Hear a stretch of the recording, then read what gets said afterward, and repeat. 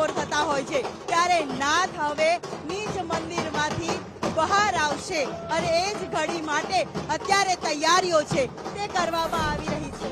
એ જ તૈયારીઓ એ જ અત્યારે હાલ બસ ભક્તોનું પણ થોડાપુર હવે થોડીક વારમાં મંદિરમાં ઉમટી પડશે જ્યારે સુરક્ષા બંદોબસ્ત 3 લેયર સુરક્ષા એક તરફ ભજન કીર્તનનો નાદ એક તરફ સુરક્ષા વ્યવસ્થા આ ચારેય કોર પોલીસ બંદોબસ્ત જોવા મળી રહ્યો છે। તમામ દર્શનાર્થીઓને કોઈ હાલાકી ન પડે તે માટેની પણ વ્યવસ્થા છે તે કરવામાં આવેલી નજરે પડી રહી છે ત્યારે ભક્તો છે તે ભક્તોને પણ એક ખુશી છે જે મોઢા ઉપર તેમને જોવા મળી રહી છે ત્યારે અત્યારે હાલ મંદિર પ્રાંગણમાં જય રણછોડ માખણ ચોરનો નાદ છે તે સંભળાઈ રહ્યો છે અને અત્યારે સુરક્ષા વ્યવસ્થા પણ એ જ પ્રકારની મંદિરમાં રાખવામાં આવી રહી છે। કાલાવાલા નાથના ભક્તો દ્વારા આજે કરવામાં આવે છે ત્યારે આવ ભગવાન આવો ભક્તો હું તમને મળવા આવ્યો છું બસ એ જ ઉદ્દેશ્ય સાથે ભગવાન જગન્નાથજી ભક્તોને મળવા માટે જવાના છે અને ભક્તોનો અનેરો જે ઉત્સાહ છે તે પણ અહીંયા જોવા મળતો હોય છે અને અત્યારે હાલ જે ગરબાની ઝાંખી મંદિરના પ્રાંગણમાં જોવા મળી રહી છે। આ કાલાવાલા સાથે 1885 વખતે એક નાની બળદગાડામાં આ રથયાત્રા નીકળી હતી અને ત્યારથી લઈને અત્યાર સુધીમાં 100 વર્ષથી પણ વધારે વર્ષો વીતી ગયા છે। 149મું આ વર્ષ છે કે જ્યાં રથયાત્રા હવે નવા આધુનિક ટેકનોલોજીનો ઉપયોગ પણ આ વખતે રથયાત્રામાં કરવામાં આવેલો નજરે છે તે પડી રહ્યો છે। સુરક્ષા વ્યવસ્થાની સાથે AI ટેકનોલોજીનો પણ ઉપયોગ આજે કરવામાં આવી રહ્યો છે અને એ જ સુરક્ષા વ્યવસ્થામાં પણ તમામ અધિકારીઓ જગતનો નાથ નીકળશે ભક્તોને દર્શન આપી શકે તે માટેની વ્યવસ્થા કરવામાં આવી રહી છે અને ત્યારે હાલ ગરબાની ઝાંખી મંદિરમાં જોવા મળી રહી છે। હવે ભગવાનના આંખના પાટા ખોલવામાં આવશે સાથે જ આજના દિવસે ભગવાનનો પ્રસાદ આરોગવાનો પણ ભક્તો માટે અનેરો અવસર છે તે માનવામાં આવતો હોય છે ત્યારે ઢોલ અને શરણાઈઓ સાથે ભગવાન જગન્નાથજીને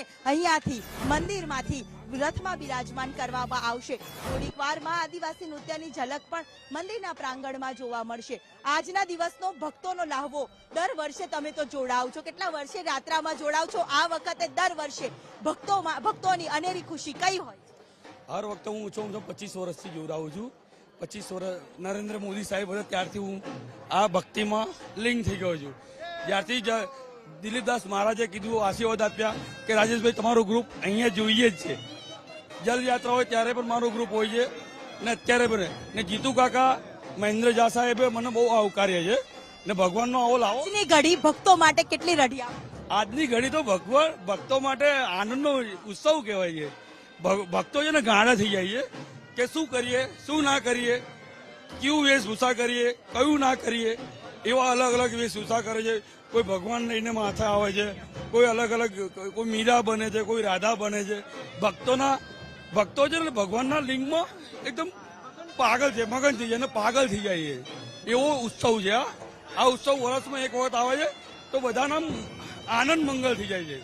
આદિવાસી નૃત્ય જે ભગવાનને સૌથી પ્રિય હોય છે એ જ નૃત્ય હવે થોડીક વારમાં શરૂ થશે કારણ કે ભગવાનને ગરબાની સાથે સાથે આદિવાસી નૃત્ય પણ ખૂબ પ્રિય હોય છે અને એ જ આદિવાસી નૃત્યની હવે શરૂઆત થશે ત્યારે વાજતે ગાજતે ભગવાનને ગરબા અને આદિવાસી નૃત્યની ઝલક સાથે ભગવાનનું સ્વાગત મંદિરમાંથી રથમાં કરવામાં આવશે।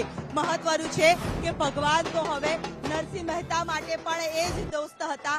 અલગ અલગ સ્વરૂપે ભગવાને કોઈ દોસ્તી નિભાવી છે કોઈએ ભક્ત સાથેનો અવસર નિભાવ્યો છે કોઈના માટે બાળક બન્યા છે તો કોઈના માટે પિતા બન્યા છે તો કોકના માટે કુરુક્ષેત્રમાં મહાભારતમાં અર્જુન માટે પાર્થ બન્યા હતા। એ જ ઉત્સાહ એ જ ઉમંગ ભક્તોમાં પણ આજના દિવસનો જોવા મળતો હોય છે ત્યારે કોઈ અલગ અલગ માનતાઓ સાથે ભગવાનના દર્શન કરવા આવતું હોય છે। દરેક લોકો કોઈ લડ્ડુ ગોપાલ લઈને આ વખતે રથયાત્રામાં જોડાશે તો કોઈ અલગ અલગ રીતે જોડાતા હોય છે કોઈ પગપાળા રથયાત્રામાં જોડાતા હોય છે તો ભગવાનની ઝલક જોવા માટે ભક્તોનો ધસારો પણ એ જ રીતે જોવા મળતો હોય છે। હવે દ્રશ્યમાં મંદિરનો મુખ્ય ગેટ હું બતાવવા માંગીશ કે જ્યાં ભક્તોને હવે આવકારવામાં આવી રહ્યા છે। ભક્તો ભગવાનને આવકારવા માટે હવે ભાવ વિભોર થઈને મંદિરમાં પ્રવેશતા નજરે પડી રહ્યા છે। અત્યાર સુધીમાં મંદિરમાં સુરક્ષા વ્યવસ્થાના કારણે પ્રતિબંધ હતો પરંતુ હવે એ સુરક્ષા વ્યવસ્થાને સાથે તમામ ભક્તોને ચેકિંગ સાથે મંદિરના પ્રાંગણમાં પ્રવેશ